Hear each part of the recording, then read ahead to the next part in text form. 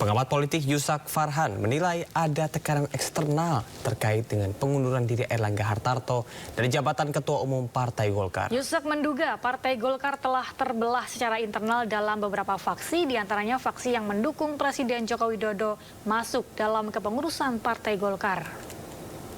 Nah, kalau Munaslup digelar, saya kira ini akan menjadi arena pertempuran atau arena pertarungan dari faksi-faksi yang menginginkan atau mengincar kursi Ketua Umum Golkar, termasuk faksi eksternal yang selama ini terrepresentasikan dari manuver-manuver politiknya Pak Bahlil ya.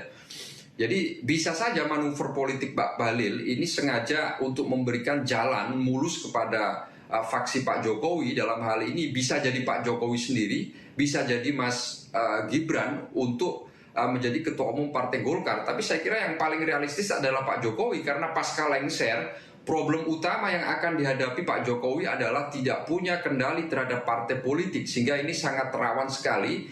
Sehingga kepentingan Pak Jokowi ke depan adalah bagaimana bisa ikut mengendalikan kekuasaan dengan cara mengendalikan partai politik. Nah, satu-satunya partai politik besar yang memungkinkan adalah memang Partai Golkar. Mundurnya Airlangga Hartarto dari Ketua Umum Golkar mendapat perhatian dari sejumlah partai politik, salah satunya PDI Perjuangan. Sekjen PDI Perjuangan Hasto Kristianto menyebut mundurnya Airlangga mengejutkan karena terjadi saat Pilkada serentak 2024 yang sudah dekat.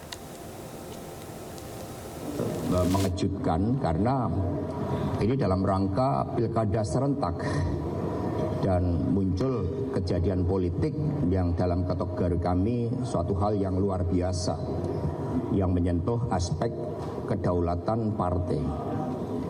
Nah, karena itulah kami ikut prihatin dalam situasi seperti itu, dan kemudian tentu saja ini tantangan bagi kita sebagai bangsa, termasuk bagi partai politik, untuk betul-betul menunjukkan kedaulatannya sebagai partai yang mengemban amanah dari rakyat, dan partai itu selalu memiliki mekanisme yang sudah terlembaga.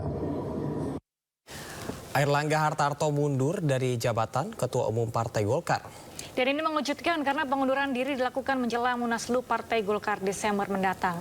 Lantas, siapa saja sosok yang berpeluang untuk menggantikan Airlangga Hartarto sebagai Ketua Umum Partai Golkar? Berikut informasinya untuk Anda.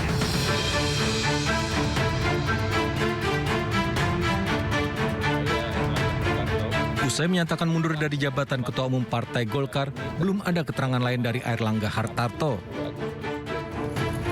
Minggu siang, Airlangga meninggalkan rumah dinas Menko Perekonomian di kawasan Widya Chandra, Kebayoran Baru, Jakarta Selatan.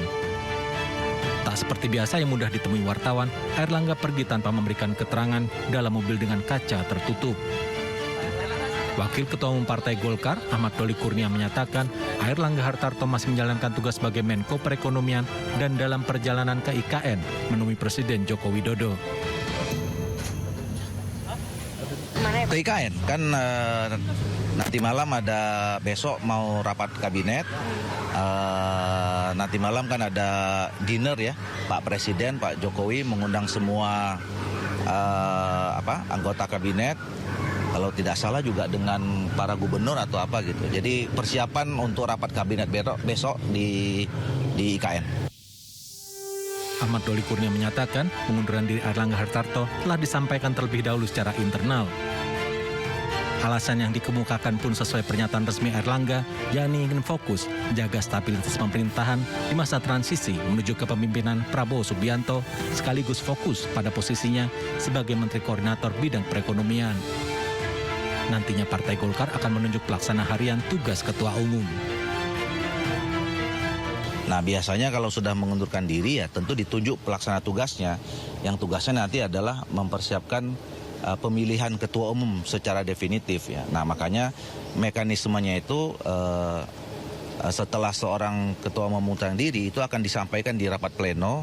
Nanti rapat pleno menerima surat pengunduran diri itu, dan kemudian nanti baru dibahas, diputuskan siapa yang akan menjadi pelaksana tugas. Kapan rapat pleno?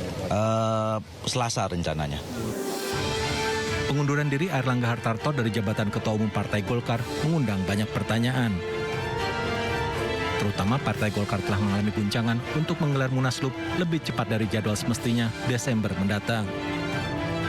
Airlangga Hartarto juga sempat masuk dalam bursa kandidat ketua umum dalam Munaslup. Namun setelah pengunduran dirinya, tinggal 3 kandidat kuat calon ketua umum Partai Golkar. Ketiga kandidat tersebut adalah Bambang Susatyo, Wakil Ketua Umum Partai Golkar yang kini menjabat sebagai Ketua Umum MPR RI. Bahlil Hadalia, Menteri Investasi, Kepala BKPM. Agus Gumiwang Kartasasmita, Wakil Ketua Umum Partai Golkar yang menjabat sebagai Menteri Perindustrian. Muncul pertanyaan, adakah tekanan terhadap Airlangga Hartarto untuk mengundurkan diri karena Munaslup sendiri sudah sedemikian dekat?